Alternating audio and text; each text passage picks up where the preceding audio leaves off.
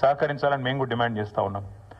రేవంత్ రెడ్డి గారు మాటల ముఖ్యమంత్రి కాదు, మూటల ముఖ్యమంత్రి అని మళ్ళొకసారి తేలిపోయింది దీంతో. ఎందుకంటే మూటలు మోసే పిసిసి అధ్యక్ష పదవి తెచ్చుకున్నారని వెంకటరెడ్డి గారు చెప్పారు. ఇప్పుడు మూటలు మోసే పదవి కాపాడుకుంటున్నారు అని దేశమంతా తెలుసు. అట్లాగే మూటలతోనే ఆనాడు పిసిసి ఆఫీస్ బేరర్స్ దగ్గర కూడా డబ్బులు తీసుకొని మరి కాంగ్రెస్ పార్టీ ఒక పత్రికకు డబ్బులు అందించారని చెప్పి ఎన్ఫోర్స్మెంట్ డైరెక్టరేట్ కూడా చెప్తా ఉంది. ఇప్పుడు మాకు కూడా అర్థమవుతోంది, ముఖ్యమంత్రి గారు ఇవాళ విజయవంతంగా 44సారి ఢిల్లీ పోయారంట. 16-17 నెలల్లో 44సారి ఢిల్లీకి పోయి ఒక అరుదైన రికార్డు ముఖ్యమంత్రి గారు అయితే సృష్టించారో ఇప్పుడు మాకు అర్థమైంది ఎందుకు పోతున్నాడో ఢిల్లీ. చీకట్లో బీజేపీ పెద్దల కాళ్ళు పట్టుకోవడానికి, అయ్యా నా మీద కేసు లేకుండా చేయండి, నన్ను జైల్లో వేయకండి, ఎన్ఫోర్స్మెంట్ డైరెక్టరేట్ వాళ్ళతో ఒక మాట చెప్పండి అని చీకట్లో నిన్న రాత్రి పోయి అమిత్ షా గారి కాళ్ళు పట్టుకోవడం, బయటకు వచ్చి మాత్రం పెద్ద పెద్ద పోజులు కొట్టడం రేవంత్ రెడ్డి గారు మరి ఏం చేస్తున్నారో ప్రజలకు కూడా అర్థమై ఉండాలి. 44 సార్లు ఢిల్లీ ఎందుకు పోతున్నారో స్పష్టంగా అర్థమై ఉండాలి.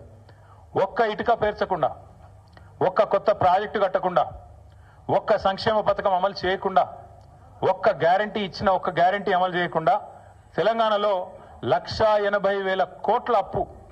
ఆ డబ్బులు ఎక్కడ పోతున్నాయో ఇప్పుడన్నా మరి తెలంగాణ ప్రజలకు అర్థమవుతుందని నేను అనుకుంటా ఉన్నా.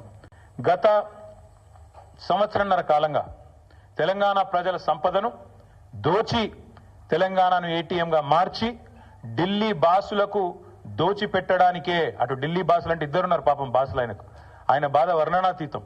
ఒక బాస్ ఏమో అఫీషియల్ బాస్ రాహుల్ గాంధీ గారు, ఇంకొక బాస్ ఏమో అన్అఫీషియల్ బాస్ మోడీ గారు, అమిత్ షా గారు. కాబట్టి అటు ఇటు ఇద్దరిని ప్రసన్నం చేసుకోవడానికి 44 సార్లు ఎక్కే విమానం దిగే విమానం అన్నట్టుగా రేవంత్ రెడ్డి గారి వ్యవహారం నడుస్తూ ఉంది.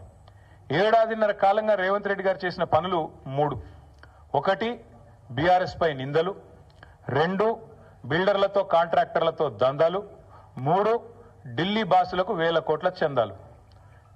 మాకు బీఆర్ఎస్ మీదనేమో నిందలు, బిల్డర్లు కాంట్రాక్టర్లతో దందాలు, ఢిల్లీ బాసులకేమో 1000 కోట్ల చందాలు. ఇది నిజంగా సిగ్గుచేటు. ఒక ముఖ్యమంత్రిగా ఆనాడు ఎమ్మెల్యేగా అబాస్పాలైన రేవంత్ రెడ్డి గారికి బుద్ధి వచ్చిందేమో అనుకున్నాం.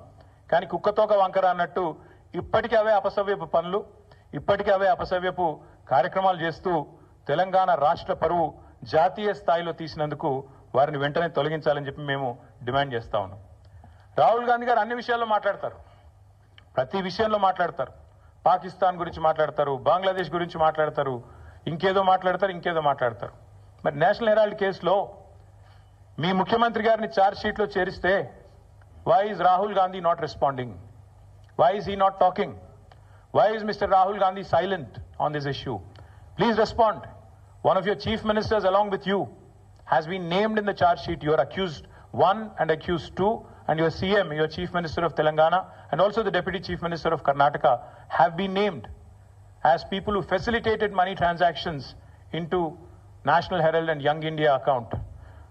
ఖచ్చితంగా అడుగుతున్నాం, రేవంత్ రెడ్డి గారు ఎందుకు మౌనంగా ఉన్నారు? మాకు అనుమానం ఎప్పుడు వచ్చిందంటే